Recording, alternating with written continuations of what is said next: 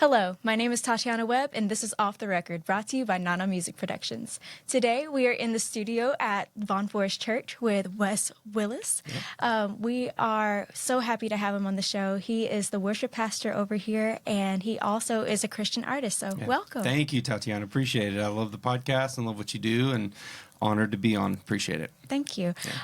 Wes and I, we, funny enough, met at a holiday, what was it, the Halloween trunk or treat this year. I was dressed as a bear, so that was... First impressions. Right. She's dressed as a bear. It's great. Yeah, but it was really cool because we got connected, and now we are on the worship team together, and I just wanted to bring you on the show to talk a little bit about Christian music and the side of that. But before we do that, can you talk a little bit about Von Forest Church and the different missions that we have here? We love Von Forest Church. This is I've been on staff here for about 15 months.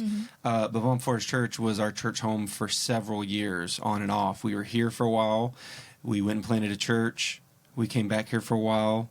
I went and helped worship at another church, and now we're back here. It's just, that's the way it is for a lot of people with Von Forest.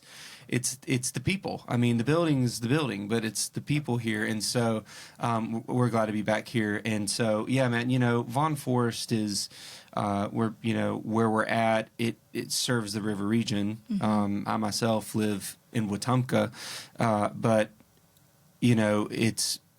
we do a lot of work in Pike Road, serving the community in Pike Road. But, man, we want people to come to Von Forest and experience Jesus and the love of Jesus and hear the Word of God preached. And Pastor Jim and Pastor Shad, they do a great job of that. And so to lift high the name of Jesus, to magnify Him, and let it be a place where, you come to pour out your burdens, but you leave filled with Jesus. And so that's kind of, I'm just the worship pastor, and Jim and Chad could give you a better idea on that. But we want to build lives that honor God here. It's on the fountain, the stone fountain out by the road anyway. So that's the goal. Yeah, amen. And and also you guys have a podcast as well. Yeah. So welcome to our podcast room. Here it is. The podcast is called The Other Six, right? Meaning the other 6 days of the week. And so it's been going on for several years here, and Pastors Jim and Chad host it, and then we will bounce around between. It's a co-host, but it's more discussion based. Like, we're not interviewing someone; it's more just discussion based. And what we do is we unpack more of the sermon on Monday than what we could get into on Sunday, and it's very beneficial. It's on all the streaming platforms and YouTube as well, and on our website.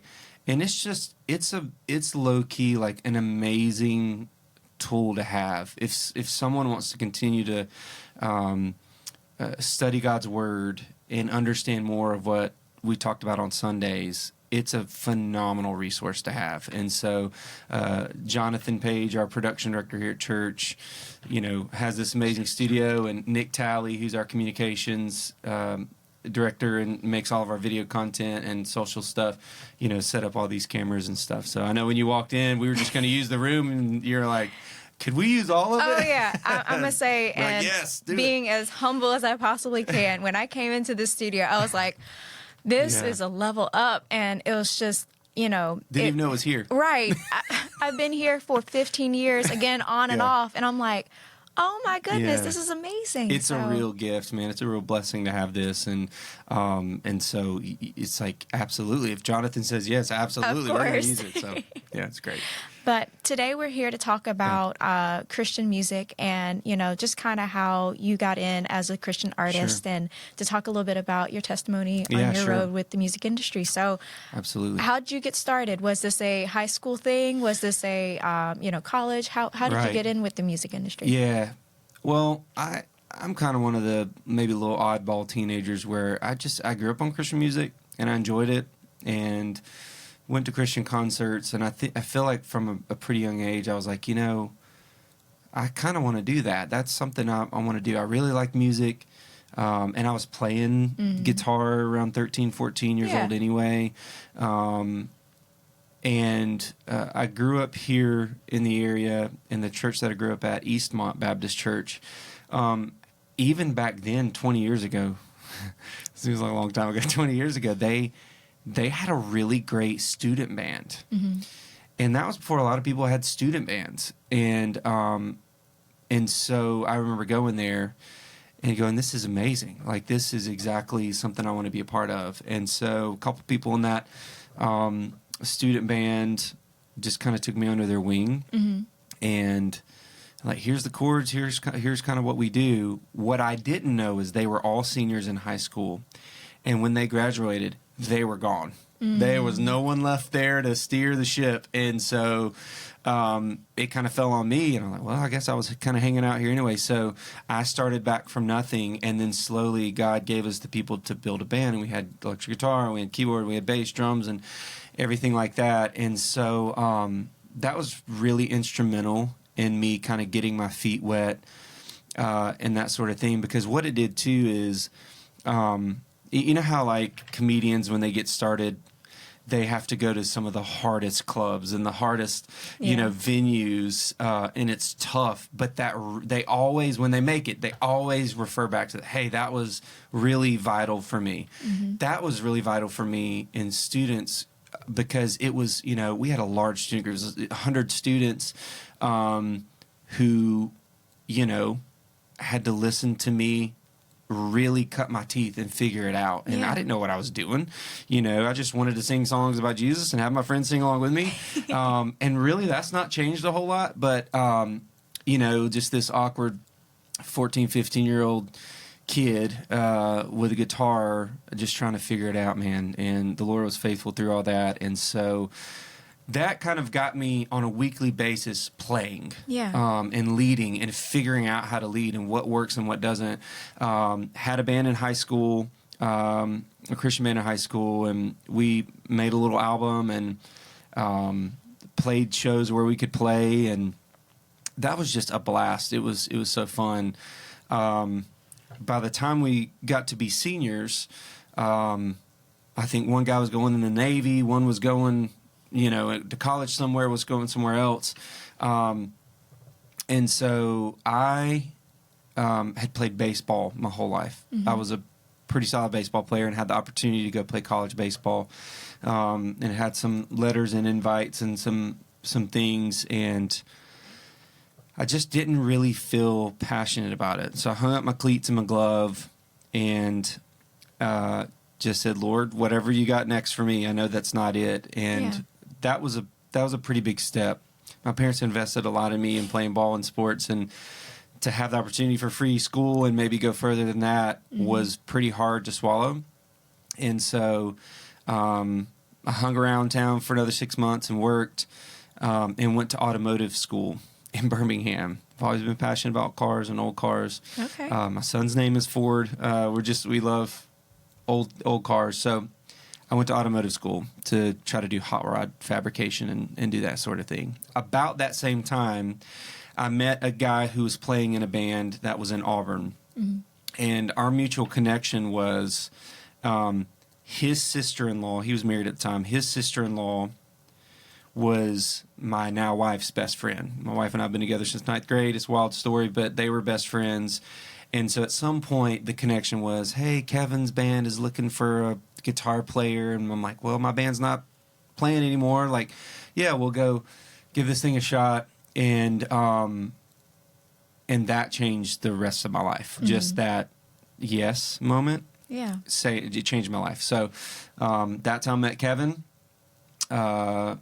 I joined their band, which became my band, which became our band. We retooled all of that and renamed it. Different guys left, I brought new guys in, and just kind of started from scratch. And that was 2006, and we're still playing. We're still making records. And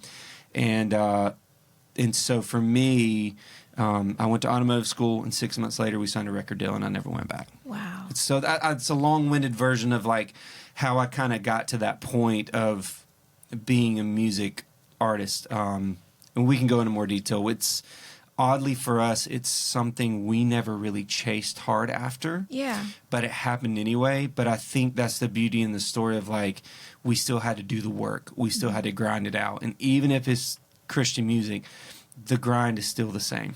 Yeah. And I mean, when you were mentioning about that conditioning and the woodshedding portion of your story and how that was essential. I mean, that's something that a lot of artists, I think they resonate with. They all have that story. I mean, with me, it was the marching band. And you were talking about, forming a band and everything in high school. I have a very similar story where we did the same thing. And so just that connection to, I may not be in the Christian area of music, but to see that parallel, it's all industry.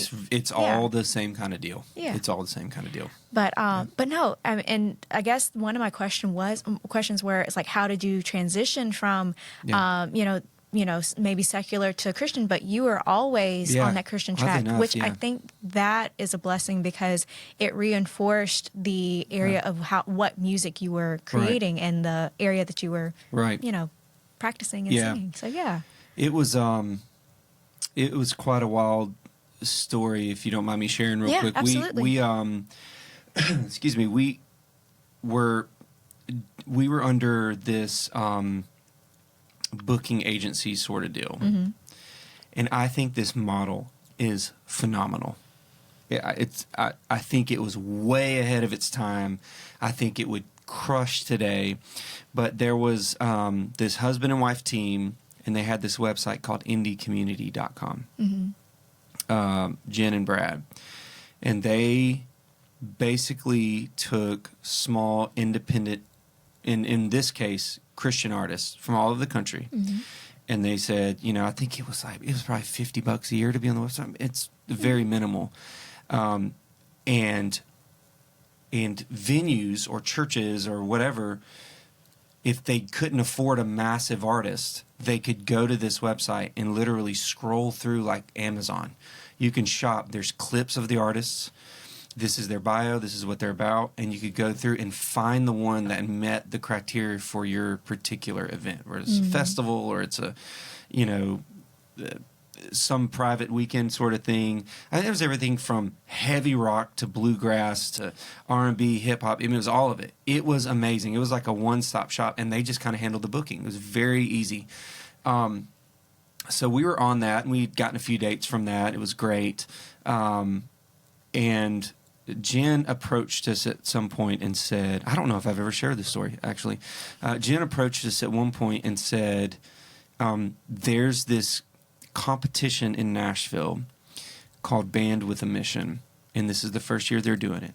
And you can go, and the winner gets a record deal, radio promotion, and then they partner with somebody where you're going to go to China, and you can play in China, and then there's some dates that'll come from it. And it was really like hey, this is promising a lot. Mm-hmm. And we told her straight up, we're not interested. Like our interest is in just serving local churches that need a group for something, and maybe making a little bit of music. But we just enjoyed what we were doing, and we didn't have a real big expectation to go super, super far. Like, I don't know, we kind of felt like we wanted to do other things. At that point, Kevin, who's the oldest in the band, was 23, graduated from Auburn. Mm-hmm. I was 18. Mm-hmm.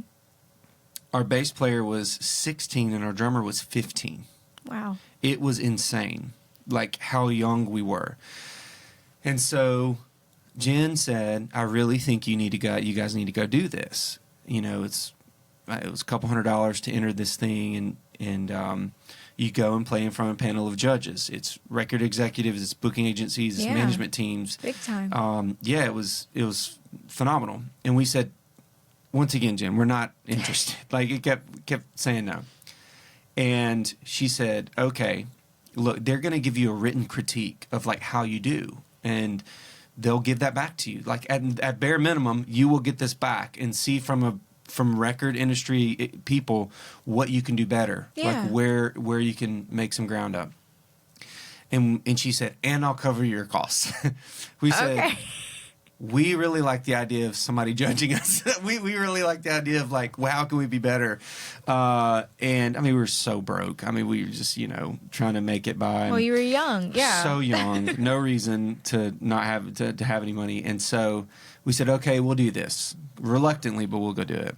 So we loaded up our stuff. We went to Nashville, and there were, I think, 300 artists. Wow. Or something. It was insane. It was wild. And the way they set it up was there's a table in a room, and you've got record executives, booking agency, management, radio promoters, all these people are at this table. And it's very like scary, Yeah. And there was a stage, but there was a curtain to split the stage. Okay. So while one band is performing, and you get 2 or 3 songs, the next band's setting up, and this one tears down, and they did that all day long. So we did it, and we packed our stuff up, and we were like, we're gonna head on home. And so we got back down on 65, started heading home, and we got a call, and they said, hey, where are you guys at? And we said, well, we're almost to the state line. We're headed back to Alabama. And they're like, you need to turn around because you made it into the top 5 or something. We're like, this is nuts. You're crazy. Tatyana, we were terrible. I don't know. I got receipts, man. We were terrible. And so we went back, and we crashed at a friend of a friend's apartment floor. It was our band, Kevin's wife. I think my mom and dad ended up coming up there, and we crashed on this guy's floor. There was like 10 of us. I mean, we're just piled in, just making it happen. And got up the next day, and the final kind of round was a couple rounds, but the final round was at Rocketown, Nashville, which was a music venue. Yeah. It's a phenomenal, awesome venue.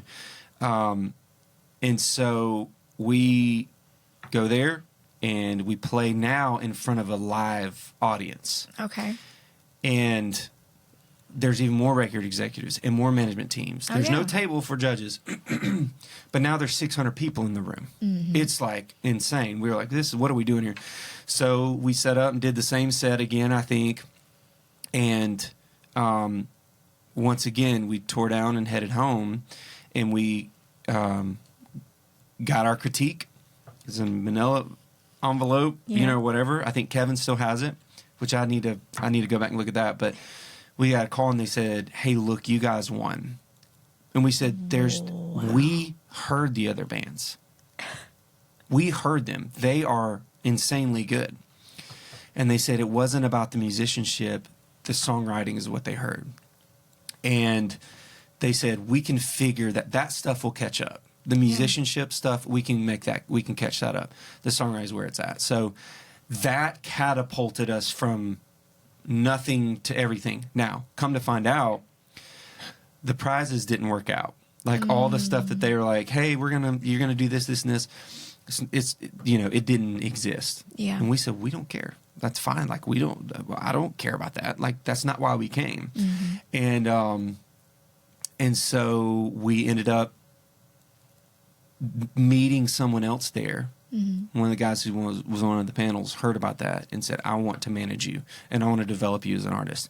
And he did. And that was our manager for a decade. Wow. Andrew Patton was his name. And that's when everything changed. I mean, that kind of ends that chapter, but that's when everything changed. I had to leave school and move back home. And then, we were in Nashville songwriting for a year and writing our songs for our first album. Wild. It's just wild. That's amazing. Here's what I've learned in life. If I can give a piece of advice. Yeah. We don't know the power of a yes. Mm-hmm. Like the power of a yes is absolutely insane. And I had a pastor friend of mine tell me years ago, he said, if someone asks something of me, and we're not talking like, can I borrow some sugar? Meaning like, would you want to come pastor our church? Or can you write this book? I mean, he was all over the scene with speaking at conferences and stuff. And he said, my answer is always yes until it's no. Mm-hmm. Whereas I tend to, from my heart, pivot from my answer is always no until I figure out if I can squeak a yes in there. And that was powerful for me because looking back at my life, if I hadn't have said yes to this and that, to that, to this, no, I would not be here. We wouldn't even be talking. Like, we wouldn't even be having the conversation through everything. And so the power of a yes, until you feel like it's a no, really kind of changed my life. Where, yes, we'll go do the band competition. Yeah. You know, yes, I'll meet Kevin and see what this band is about. Sure, I'll lead the students. Everything, you know, it's wild. And kind of echoing that and taking it maybe a step further, it's not just about the yes to other people, it's the yes to God. Mm-hmm. And look at how God moved your musicianship and just the opportunities. And, you know, it's like every time you got the question about that competition, it was God kind of like knocking, like, hey, I need you to say yes. So that's amazing. Yeah, it's wild. And then, you know, in 2006, we wrote our first record, and it released. They released the first single off of that in January of 2007, and by April it was number one. It's just can't make it. It's just insane.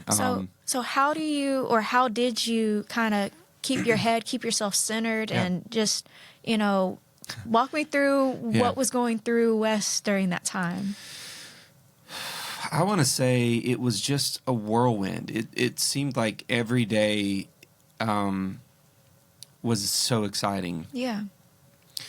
You know, I will say one thing that I'm very, very aware of is the fact that we weren't a band that long. Mm-hmm. Like, we weren't together all that long. And then there was success on the front end. And it is not lost on me, artists, how you grind and grind and grind for years and you feel like you're not making any traction. That's not lost on me. I totally get it, and I'm very, very grateful. I'm very grateful for that. Mm-hmm. So with that being said, it was like every day was just so exciting. Every day was, man, what's next? What song can we write next? What song, you know, where are we going? And then tours started piling in, and it was like, man, this is amazing. This is happening. Yeah. We didn't really chase after it, but once we figured out this is what God had us going to do, we were all in. It was like, we're going to do every radio station visit. We're going to do every venue. And we were out 270 days on the road the first year, living in the back of a van.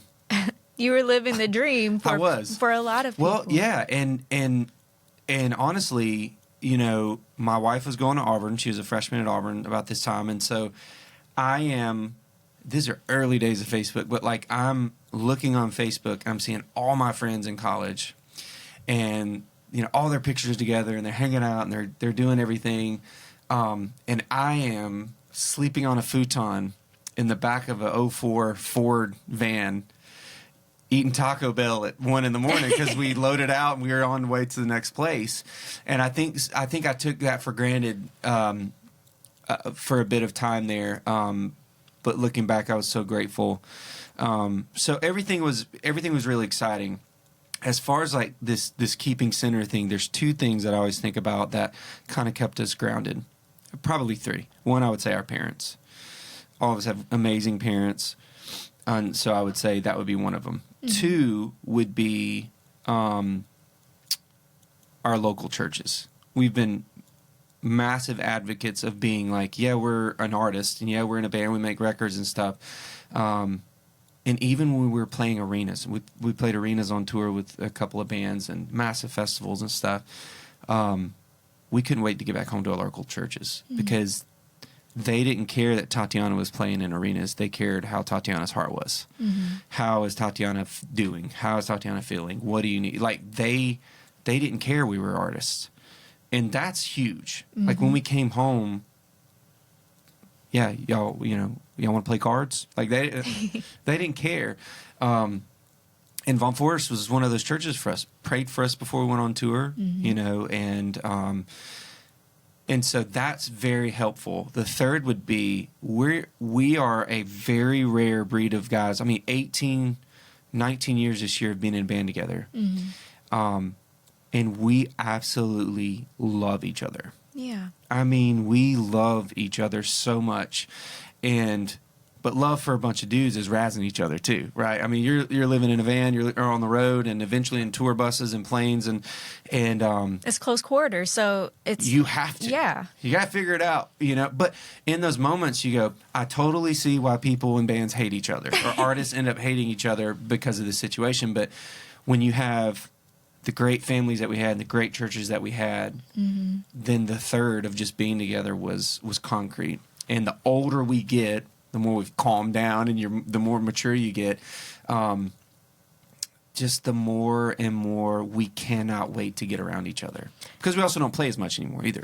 So, but I will say, I think God made it that way because he put y'all in a protective bubble almost. For sure. Where it was, we're going to go through this music thing, but you have the support, you have the love, you have the camaraderie and everything. And then you have the industry professionals to come and actually do that. So, yes. And let me say this. I would say we held each other accountable. Yeah. Because if you make a mistake, this whole thing can go down. Right? Especially in the Christian music world, because we're called to a higher standard, right? And so if you make a dumb mistake, this whole thing crashes and burns. And by the way, this is all under the banner of Jesus. Yeah. So this whole thing is not going to be. So we held each other very tightly accountable. I mean, we even had rules in place on the road. No one's going to be alone. We're always going to pair up in hotel rooms. We're always going to be together. And I know that sounds kind of cheesy, but it protected us, and it protected the ministry of what we were doing. And I never regret that for a single day. However, on the industry side, even though it's Christian music industry, there was still this level of I know a lot of people who've been in the Christian music world and now are on the other side of it and have walked away from it, and some of them walked away from the faith, and they just hammer the Christian music industry. I get it. But at the same time, there's so many helpful people and great relationships with people that love the Lord that are in it. You sometimes can't let, one bad apple ruin the whole thing. So they really pushed us to become better musicians, because I told you early on that we were terrible. And did the normal development thing, right? Yeah, we're going to do a photo shoot, and we're going to get these clothes. You guys got to look like you're not, living on the streets. We got to, which oddly enough, bands do look like that. It works too, I guess. And we need to really bring this thing together as a cohesive unit, And so we brought in, for one of our tour rehearsals, a guy named Mark Goff, and he was Backstreet Boys' music director and bass player for several years. Nice. And so we brought him in and he recalibrated how we did live shows. And so all of that to say, the industry side really helped develop us as an artist. And you can get lost in that. Pardon me. You can get lost in that and drink that Kool-Aid hardcore, and it can absolutely taint your mind and the way you think. Yeah. But once again, if you have those foundations set and those parameters set, it's all good. It worked out. Yeah, because, I mean, and just as a mild comment, but, because you weren't just your brand. You were the brand of God, the brand of Jesus. You were our repping, churches, our families, everybody. That, so it was important that you held each other accountable and had that standard. Yeah. So, yes. Yeah, my goodness. That's an amazing testimony and story. And just, I mean, so, okay. Now, I mean, you're on the road still. Yeah. Yeah, we still do. Okay. Dates, and I know you're now doing the worship pastor thing. So can you give us a little bit of that, what that looks like, working that balance? Yeah, the balance. Yeah. We're still figuring that out, man. We have had our keyboardist, our main keyboardist, Grant Harbin. He's a worship pastor. The guy who jumps in for him sometimes to fill in, he's a worship pastor. Kevin was a worship pastor for a decade. And Jacob, our bass player, plays at his church, so I'm a worship pastor. And so it has been, it's not as difficult, I think, as some might think it would be. And I would say it's not difficult because of the leadership we have. Speaking for me, the leadership we have here at Vaughn Forest. You know, Pastors Jim and Chad, they are like, not only how's it going, how can we help you? Yeah. How can we be praying for you? You know, like, you've got a date. Awesome. Let's pray for you. Like, this is going to be amazing. They have literally said, you're an extension of this church when you go out with that band. And I know that a lot of churches don't feel that way, you know, and so, you know, they're protective of their, you know, maybe their worship pastor, and that there would be fall off, you know, at church. And so for me, having that, number one, you know, a leadership team that supports and cares for it is just, it's irreplaceable. I would also say on staff here, we've got Megan Cutler, who, you know, she sings, and it's amazing. She works with me as like our worship assistant, you know. She's me and my wife's bestie both. Like, we love her to death. Makes amazing cookies, by the way. And she is so helpful to me because our families have been intertwined for over a decade as just close family friends. So she gets all of what I do. And so having her here, if there's a Sunday that I, you know, can't miss, I make Sundays a priority to be home. But on those dates where I can't, she's like, I'm there that Sunday. I'll step in. I'll be the lead for that day. And honestly, she does it better than I do. Like, she crushes it.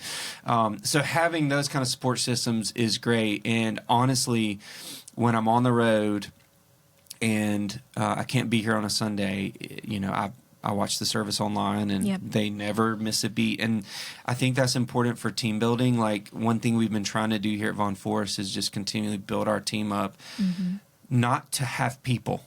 Like, I don't want Tatyana on my team because she can sing. I want Tatyana on my team because Tatyana's a leader, and she's a builder. And so we want to multiply, not just add. And so having people who can just step in and be amazing leaders and love people and love the church is kind of what our goal has been here. And so, the balance is, you know, it's not as difficult, I think, as what it could be. Now, obviously, we're not doing 267 days on the road anymore, of course. Nor do we want to.